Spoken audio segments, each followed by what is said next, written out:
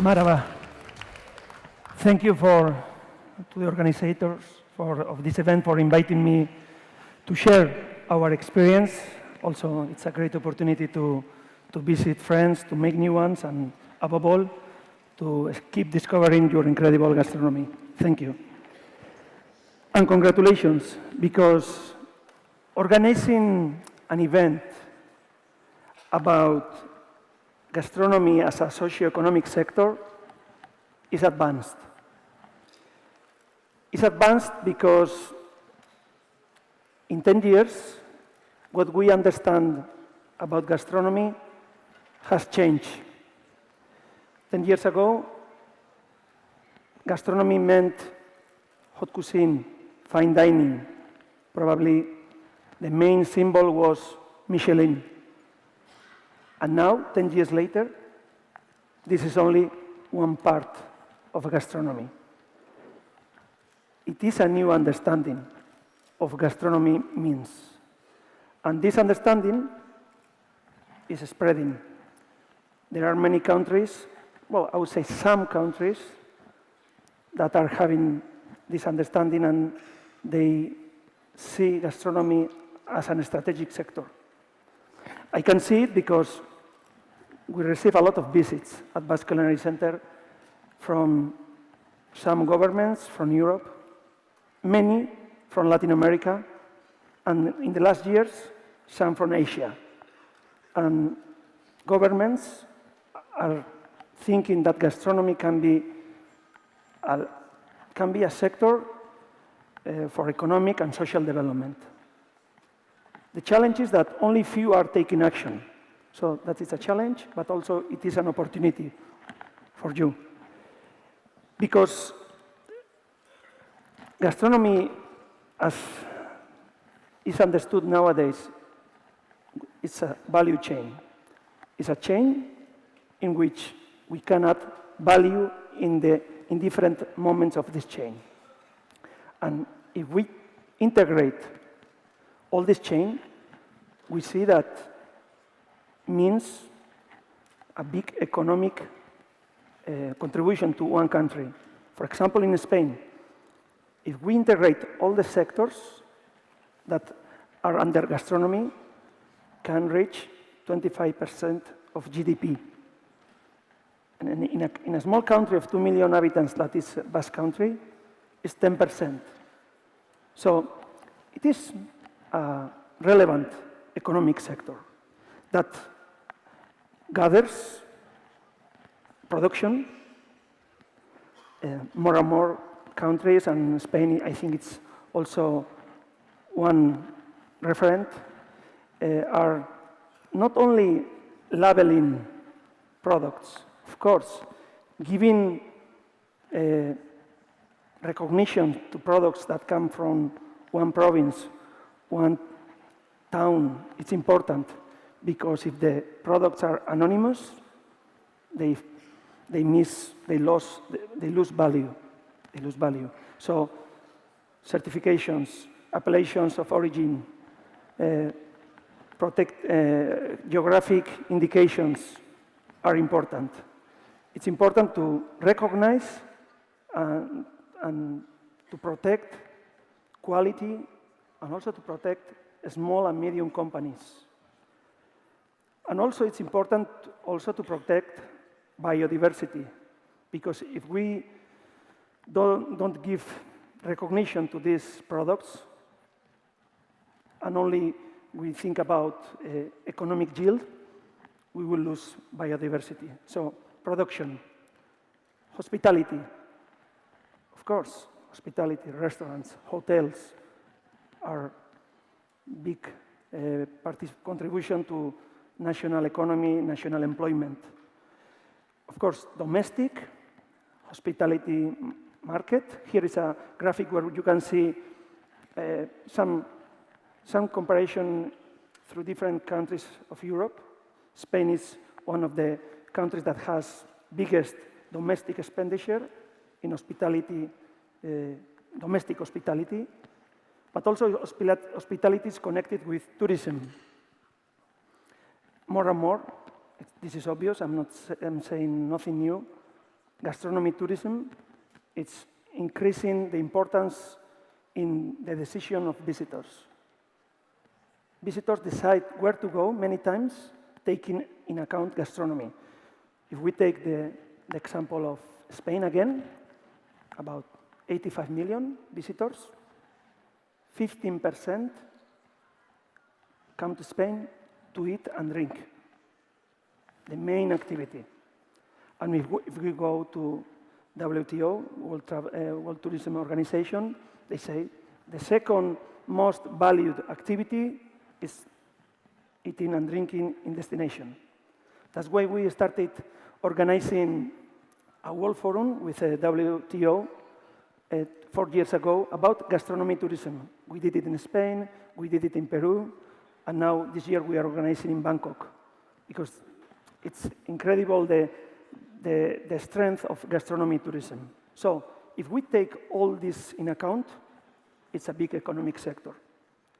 And also, it's good to remember that gastronomy has some values behind.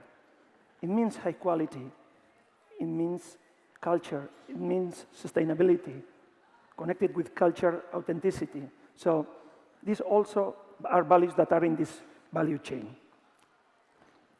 As value chain, of course, there are many sectors under gastronomy and many professions. And if we agree that this is a strategic sector, what does a strategic sector needs? People, talent, skilled employees, and leaders. I mean, it needs education. It needs training. Training in many sectors, in many professions, cooking, wine, management. But at the end, this is the conclusion. A strategic sector needs education and training.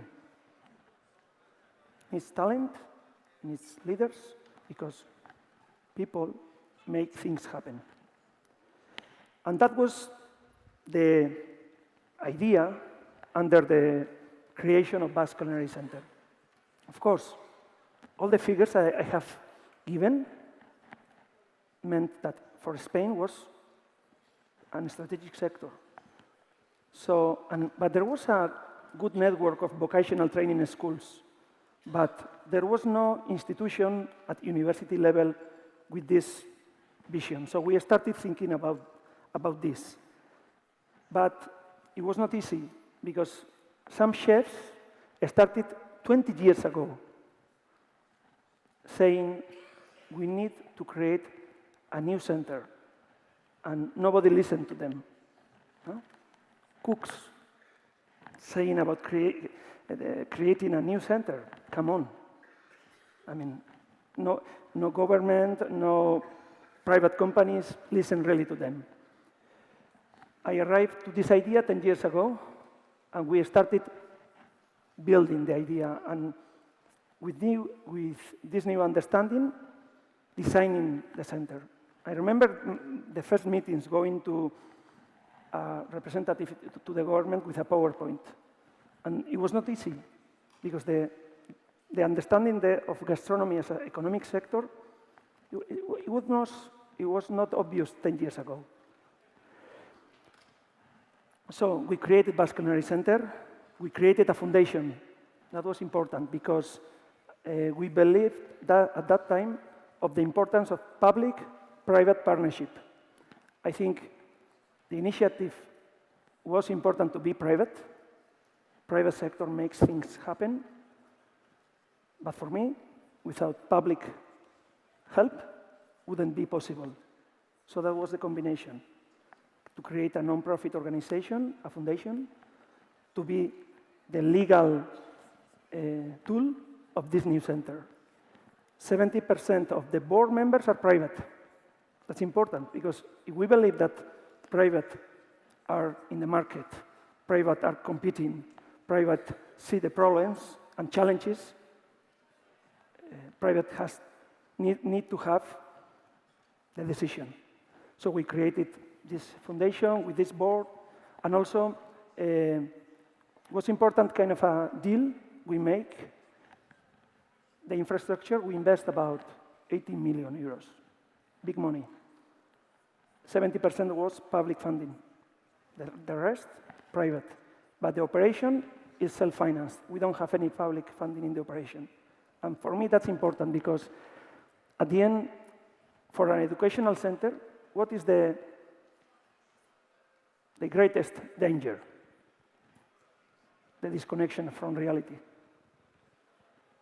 That's it. I mean, companies are competing all the time. The world goes very quick, and the education, it's not so easy to go in the same rhythm. So that's important to have the pressure of the PL account. The pressure is very important. So that's it. So under this foundation, we created a faculty, a university faculty, Faculty of Gastronomic Sciences. Look at the name, Gastronomic Sciences. What does it mean? It's not so obvious, but we wanted to have a very wide umbrella to do different programs, to work with this interdisciplinary, holistic approach. Because this is important. Gastronomy is not only cooking. It's culture, it's science, it's technology, it's management, it's innovation, it's wines. There are so many, so you have to be interdisciplinary to cover all the possibilities of the value chain. With this vision, 8 years later, we have 550 students from 32 countries. About 1,000 professionals come into our master programs, into our courses. This was also interesting. Before us, there was nothing for professional development. Professionals went to vocational training school, they went to work, and it was done. Nothing more for them. No business school, no professional development. And it's important to have programs for professionals. And then also we wanted to offer programs for non-professional, we call them enthusiasts. And also we started organizing events, professional events. And that's what we do. Bachelor degree in gastronomy, interdisciplinary education, master programs in different fields, cooking, pastry, sommelier, management, gastronomy, tourism, research, innovation. Next year, director of F&B departments for hotels. So we keep growing the programs because we see the need in the sector. That's important. Professionals, we invite as many as possible, the best ones, to come to share their experience, their passion. Also, we organize this program for non-professional, for enthusiasts, not only adults, also kids, teenagers, summer camps, because at the end, gastronomy is a passion. It's a passion for professionals and non-professionals, and we want to promote this passion. But if it is a strategic sector, education is not enough. We need research, development, and innovation, and entrepreneurship. So that's why under the umbrella of Basque Culinary Center, also we created a technological center, at the moment with 25 people full-time working on that, in research, in innovation with companies. We do work very much with companies in developing new products, new services, and also promoting entrepreneurship because, as was said in the morning, entrepreneurs are the future. We have to help them. We have to give them mentorship. We have to give them finance. We have to help them. And at the end, with a strong collaboration with the hospitality companies, with food industry, full employment of our graduates, but not only working in restaurants. That's important for us. They are working in event companies, in wineries, in food industry, in TV producers, in different sectors. I hope someday they will be ministers. Because remember, before they were only cooks. Now they can become ministers with this education because they will understand gastronomy in a very holistic sense. The future, for me, is one word: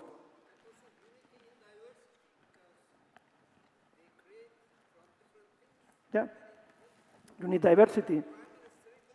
Yeah. So creativity, innovation is the future for me. Innovation doesn't mean new culinary techniques. Innovation means to go into a region, to find an ancient product and to bring it into the urban contemporary world, to give the value to this product. To go, I mean, you can go designing new package, going into natural world and take some herbs and elaborate a new drink for a restaurant. There are so many ways of being innovative. But the future is innovation, and we have to promote this. And that's it. Thank you very much.